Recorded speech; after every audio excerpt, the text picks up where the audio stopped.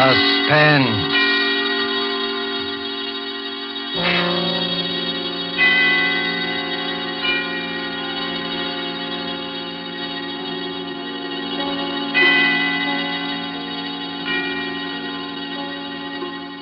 This is the Man in Black, here again to introduce Columbia's program, Suspense. Our leading lady tonight is Miss Nancy Coleman, one of Hollywood's most powerful and resourceful young stars, whose performances you may have admired in King's Row, the current Warner Brothers picture Edge of Darkness, and other noted films. The story called Fear Paints a Picture is tonight's tale of suspense. If you've been with us on these Tuesday nights, you will know that suspense is compounded of mystery and suspicion and dangerous adventure. In this series are tales calculated to intrigue you, to stir your nerves, to offer you a precarious situation, and then withhold the solution until the last possible moment. And so it is with Fear Paints a Picture and Miss Nancy Coleman's performance, we again hope to keep you in suspense.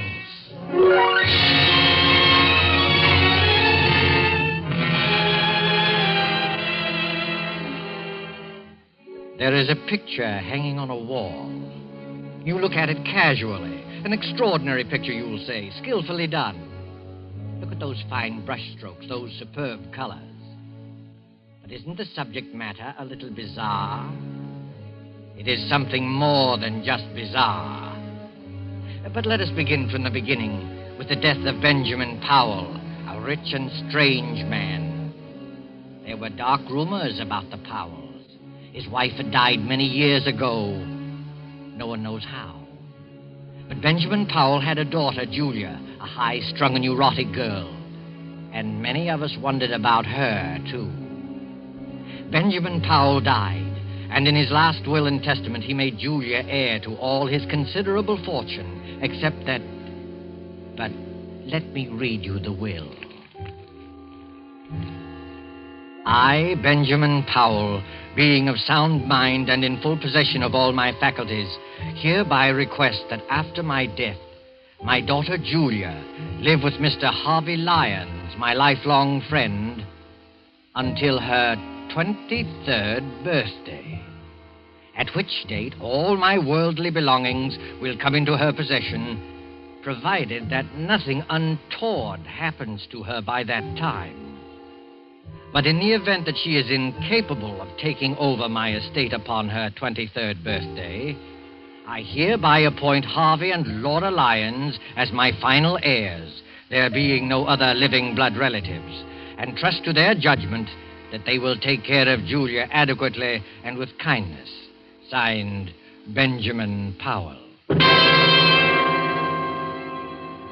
3 months later, seated around the huge, ornate fireplace of the dark wainscoted living room, are 3 silent people. The heavy drapes that run from the high ceiling to the floor move softly in a gust of wind. For the past quarter hour, no one has spoken. Harvey reads his newspaper, Laura knits with nimble fingers, and Julia stares with unseeing eyes at an unopened book. You're not reading, Julia. I'm not concentrating. Are you feeling all right? I'm all right. You do look a little tired, Julia. Perhaps you'd better get some rest. I'm not tired, Harvey. I've been wanting to ask you... In a week, Julia will be 23. Isn't that wonderful, Harvey? Next Tuesday's her birthday. We'll have a party. I'll get old Tom and his fiddle, and we'll have a real old-fashioned party. Harvey, what did Father mean by the will? The will? Julia, perhaps you better go to bed. You look a little pale. The will said I might not be able to take over the estate by my 23rd birthday. What does it mean? I don't remember that. I didn't read the will very carefully. Yes, you did, Harvey. You know what I'm talking about. Perhaps we better discuss it in the morning. You're tired, I'm Julia. not tired, Laura. Please, Julia, I'd rather you wouldn't ask me. That's a delicate handkerchief, Julia. Twisting it will only tear the lace. I'm sorry. I didn't realize it. It's one of your best handkerchiefs. It's no use, Laura. I've got to know. You're a very high-strung girl, Julia. And I'd rather not upset you before bedtime. Upset me? You sort of get moody very often, Julia. Harvey. Laura, I'm not going to bed until I find out what all this means. I've got to find out. You don't like your room, do you? No, I don't. It's too big. The wallpaper. I don't like the pictures on the wall. There's nothing wrong with a big room. Everyone prefers a large room. Everyone likes pictures on the wall. Well, maybe it's the kind of pictures. Yes, it's the pictures. They rub me the wrong way. You see, your feelings about things are different. Different from the feelings of normal people. Normal people? Oh, I'm sorry. I shouldn't. I can't stand this torturous way of telling her. I'll tell you, Julia. Your mother died in an asylum. She went mad after her 23rd year. It's been in the family for generations. I never saw my mother. I thought... We didn't want to tell you this. I wish we hadn't, but you forced us. You mean I'm liable to become insane? Well, you see, any one of us can become insane. There's nothing wrong with me. I'm perfectly all right. I'm as sane as anyone. Being high-strung doesn't make me mad. I don't like it here. I don't like this house. I'm sane. I'm sane. Of course you are, Julia. There's nothing the matter with you. You'll be all right. Your father wasn't sure, that's all. You're as sane as any of us. Come along. I'll take you to your room. We'll have a cup of tea together.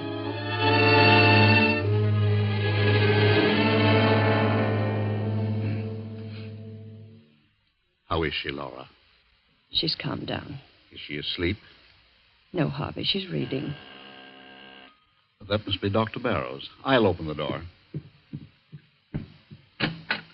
Hello, Dr. Barrow. How do you do, Mr. Lyon? Come in, come in. Thank you. This is my wife, Laura. How do you do? I'm glad to meet you, Doctor. Let me take your things. The maid will have your room ready in a few minutes. That's very good of you. Here, sit down and make yourself comfortable. Thank you. Well, how's Julia? She's been very moody lately. Very moody. She seems so unhappy. I've tried to draw her out, but I haven't been much good at it. Is she still grieving over her father's death? No, it isn't that. I don't think she likes our house. She has some queer ideas about her room. And the wallpaper. She doesn't like that. She doesn't like the pictures on the wall either. I've caught Julia several times staring into the mirror, looking at herself with hate. Mm-hmm. I've heard her talking to herself very often. That's nothing. All of us talk to ourselves once in a while. I don't know, Doctor. I don't think she's very stable. There are things that go on in her mind that she won't talk about. All of us keep things to ourselves, things we never talk about. Mr. Powell described Julia's case to me just before he died. I've had occasion to observe her just once. Oh, you knew Mr. Powell, did you? Oh, yes, for quite a number of years. I treated his wife. Poor Mrs. Powell. She went mad. Started somewhat the same way as Julia. Oh, I wouldn't make that comparison. So far, there's no basis for any such theory. Well, then, let's say that Julia has strong dislikes. Took a hate to the pictures in her room. Pictures, eh? I'd like to go up and see her, if she's not asleep. Well, I guess it's all right. She's not asleep yet. Her room's the second from the right as you reach the top of the stairs. Thank you. I'll just stop in for a few minutes.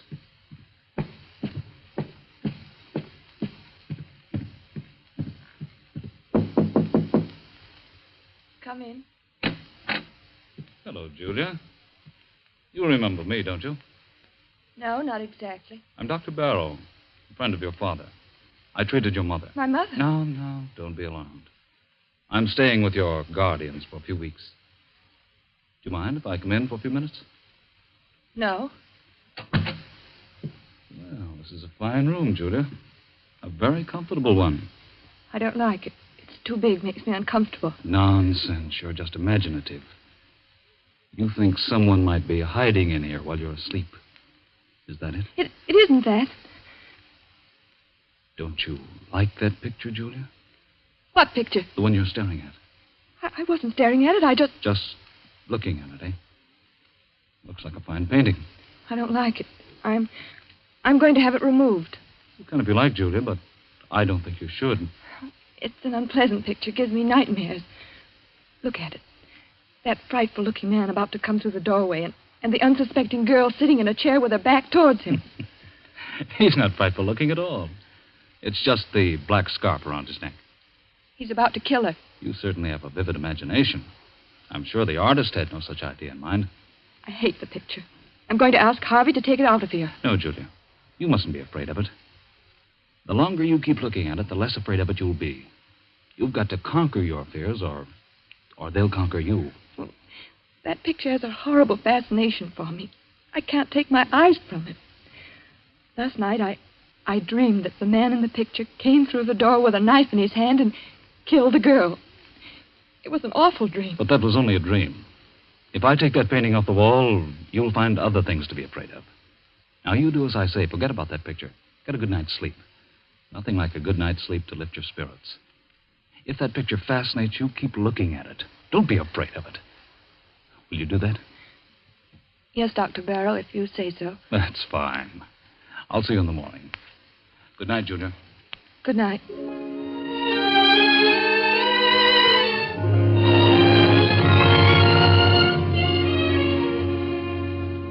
In this big rambling house of Harvey Lyons, midnight came and went. One by one, the lights went out, and soon the whole house was blackened by the cover of night.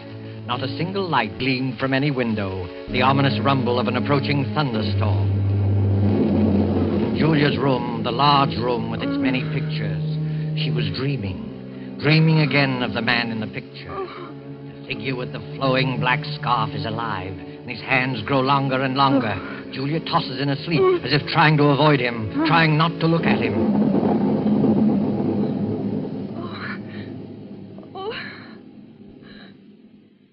Who's there? Oh. It was only thunder. What a terrible dream. That awful picture. What was that? There's someone in this room. Someone's hiding in this room. The light. Where's the switch? Where is it? Oh, here. There's no one here. It's coming from the ceiling. From up above me. It's my imagination. There's nobody there at this hour. Nobody. I've got to go back to sleep. Dr. Barrow said I need sleep.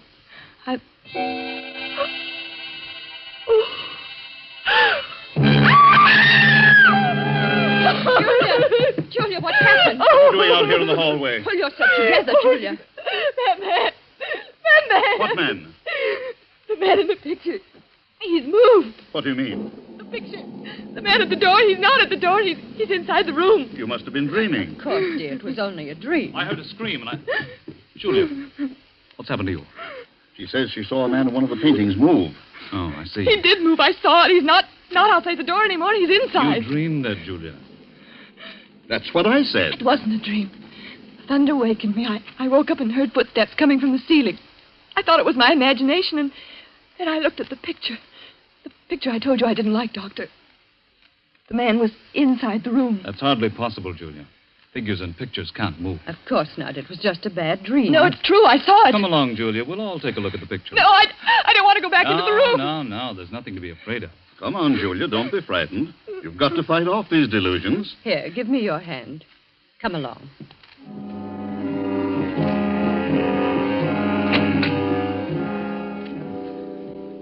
Well, now, what picture was it? The one near the bed. Oh, yes, the picture by Gregory. It's one of our oldest paintings. Well, there it is. It's the same as I saw it a few hours ago. Look at it, Julia. I can't believe it. The man with the black scarf is still outside the door. And he'll stay there until that picture crumbles to dust. I could have sworn I saw him inside the room approaching the girl. Dreams can be very vivid. And there are no footsteps coming from the storeroom. I must be out of my mind. I could have sworn. Nothing at all, Julia. All of us occasionally have vivid, realistic dreams. Once I dreamed I was being chased by a herd of elephants. It was so real I heard the thundering footsteps even after I woke up. It was so... Delusions can be very real and horrifying. You do believe, don't you, Julia, that it was only a nightmare? Yes, I think so. If Julia wants to, I'll take the picture out of her room. I don't think it's wise. You have to fight these unreasonable fears. That's true, Julia. Never give in to them. Well, I'll go crazy if I keep looking at that picture. It might be the other way around, Julia. If you run away from it, the mental disease prevalent in your family will take firm hold in you. You'll get worse and worse, as Dr. Barrow says, until you be afraid of your own shadow.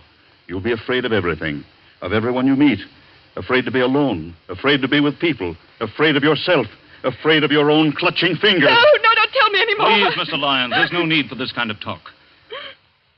Julia, look at the picture. It's nothing but some paint on a canvas with a frame around it. There's nothing about it that can harm you.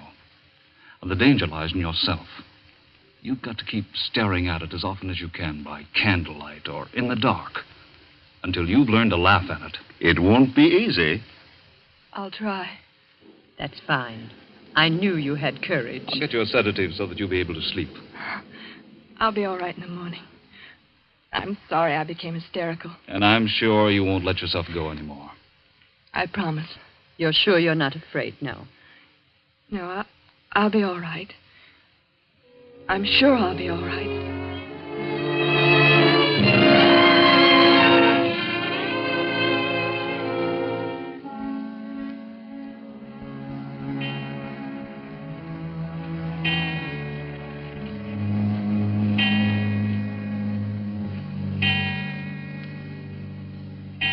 Well, Julia, it's 11 o'clock.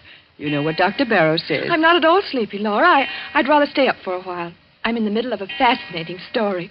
You run along. I'll go to bed presently. Is anything wrong, Julia? Oh, no, of course not. Everything's fine, Laura.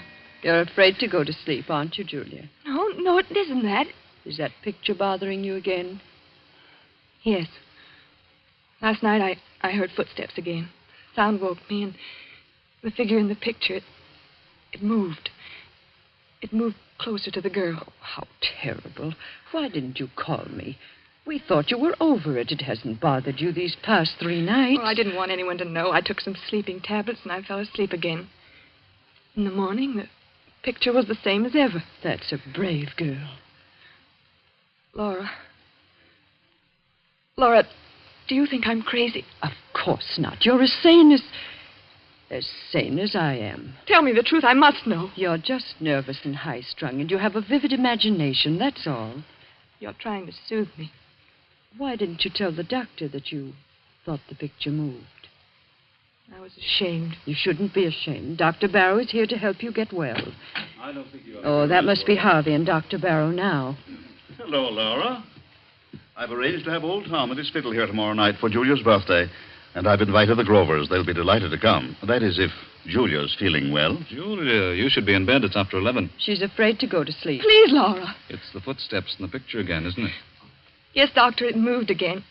At least I thought it moved, but I went back to sleep. Well, that's an improvement. At least you didn't get hysterical and try to run away like the last time. But you were all right for a few nights. It's come back. There isn't much I can do for you, Julia, except to tell you to go to sleep. Fight off these delusions. You've got to do that. Come, Julia, I'll go with you to your room. Well, perhaps you can sleep in my room tonight, Laura. Just tonight. I'll feel a lot more comfortable tomorrow night. I'll be able to face it alone much better. No, Julia, that would be an admission of defeat. All right, if you think it's best. Good night. Good night, Julia. Well, keep up your courage. It doesn't look so good, does it, Doctor? Well, not too good, but it's not hopeless. She has an unstable mind subject to delusions which become very real to her. Her obsession about the picture's not so bad. We all suffer occasionally from optical illusions. But hearing footsteps coming from the storeroom above her is... Storeroom? How did you know there's a storeroom above her? Your wife told me. Oh, of course. Well, that storeroom hasn't been opened in years. I guess there's no point in investigating it, is there? I don't think so. Those footsteps, like the moving figure in the painting, are all in her mind. Her mother behaved just like that before she went mad, didn't she? Well, there's some similarity. You haven't been to the storeroom recently, have you? No, I just mentioned to you that it hasn't been opened in years. Oh, yes, so you did. Forgive me for not listening more closely. That's perfectly all right, Doctor. Well, I just hope that Julia will be well for her birthday party tomorrow. Oh, I had no idea she was having a birthday. How old will Julia be? She'll be 23. Well, I must remember to get her a gift. Oh. Well, I guess I'll go to bed. So will I. I'll see you in the morning.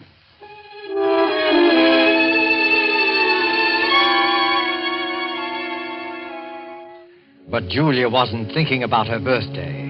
During the 10 or 15 minutes she spent in Laura's room, fear fluttered in her heart. When she finally stood alone inside her own room, panic, black, unreasoning panic began to take hold of her. In wild haste, she began to undress, never looking at the picture. I won't look at it. I won't. I'll go right to sleep. I'll take some pills and fall asleep. What was that? Oh. It was nothing. Nothing at all.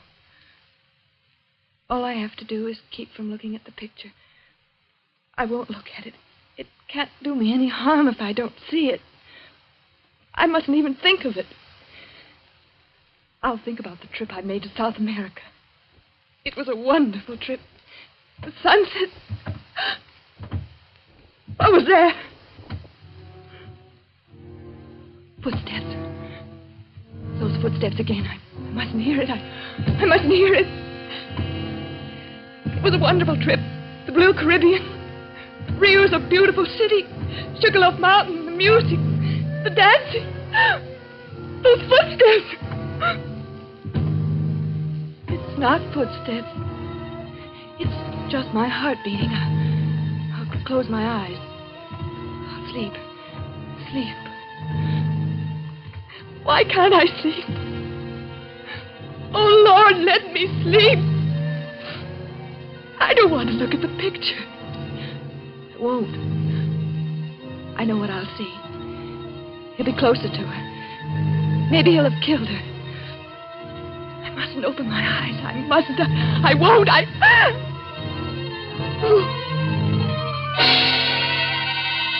I've got to look at it.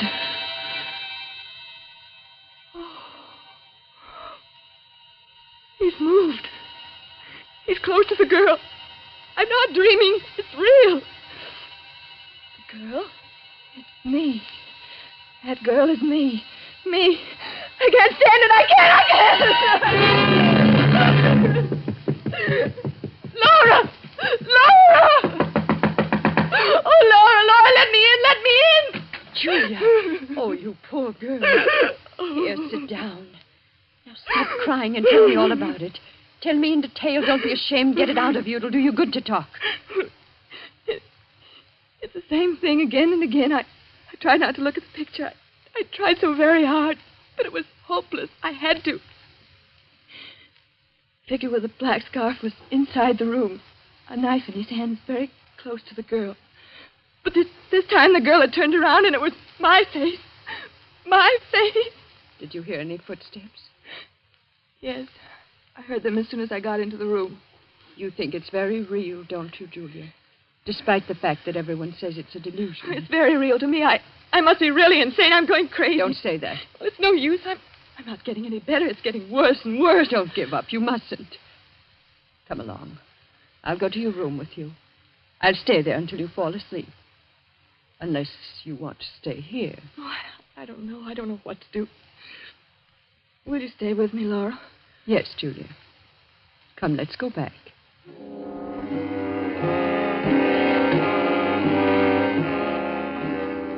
Well, the picture doesn't seem to have...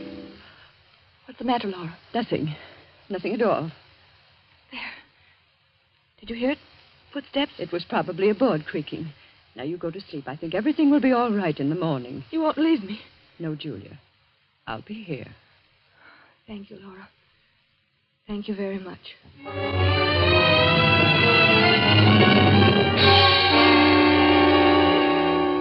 Laura stayed in Julia's room until she was sure that she was fast asleep. Then carefully she tiptoed out of the room, closing the door gently behind her. Julia slept peacefully, feeling safe and secure. Several hours passed, and then suddenly Julia awoke. She sat bolt upright and wide awake with her heart pounding away. Laura. Laura, is that you? Laura! Oh, she's gone. She's left me alone.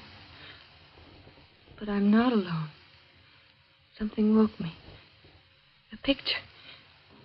It's the picture. I must look at it again. If he's moved again, I don't know what I'll do. I'll turn around and look straight at it. I'll look straight at it. Oh. He's killed the girl. He stabbed her. He stabbed me. I'm the girl. Oh, I got to get out now.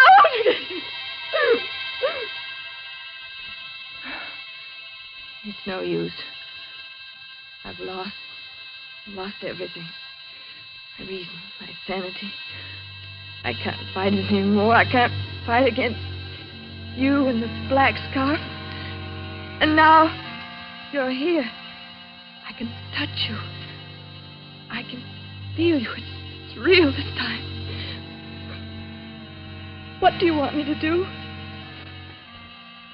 No. I won't run away. I won't scream.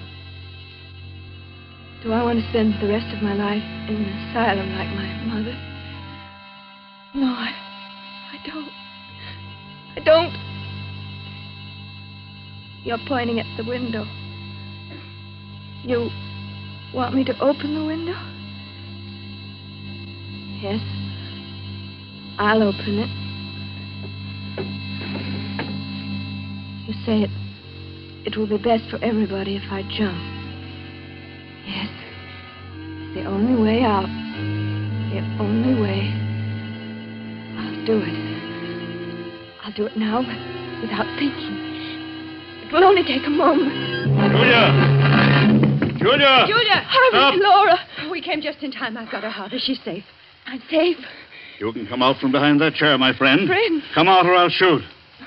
I don't understand. My head's going around in a circle. I can explain everything. I was merely Dr. observing Julia. Barrow. The procedure was a little unusual. I'll do the explaining, Dr. Barrow.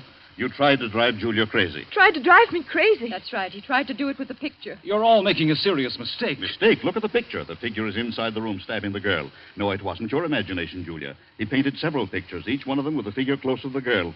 He used the storeroom upstairs. That's why you heard footsteps. I got suspicious when I found a black scarf in his room. And when I looked at the picture a little while ago, it was full of dust. I dusted it off myself a few hours before. Yes, and Dr. Barrow seemed to know there was a storeroom above you. I couldn't understand how he knew that since it had been closed for years. But why? Why should he want to drive me crazy? Because he's not Dr. Barrow. He's Ralph Powell, your cousin, who disappeared many years ago. Everyone thought he was dead. After I got suspicious, Harvey and I went up to the storeroom and found a lot of pictures he's been painting. This scoundrel is a very talented artist. He's been changing the pictures on the wall. His plan was to drive you insane and then contest the will, since he's your nearest blood relative. Oh, horrible, and I really thought it... I had no intention of killing Julia. I swear I didn't. I just wanted to frighten her. Almost jumped out of the window. I might have been dead. Right now, lying dead outside. Don't think about it, Julia. It's all over now. You're all right. I'm not insane. Of course not, Julia. Why, I almost forgot. It's already Tuesday. Happy birthday, Julia. How does it feel to be 23 years old? It feels wonderful.